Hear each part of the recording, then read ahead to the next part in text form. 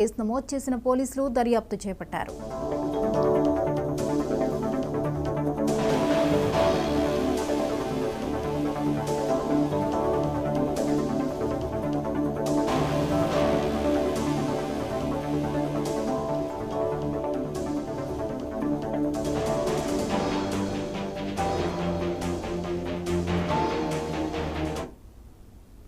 హైదరాబాద్లో రాయదుర్గం మల్కం చెరువు వద్ద ఘోర రోడ్డు ప్రమాదం జరిగింది. మల్కం చెరువు ఫ్లైఓవర్ బ్రిడ్జ్ను కారు ఢీకొట్టింది.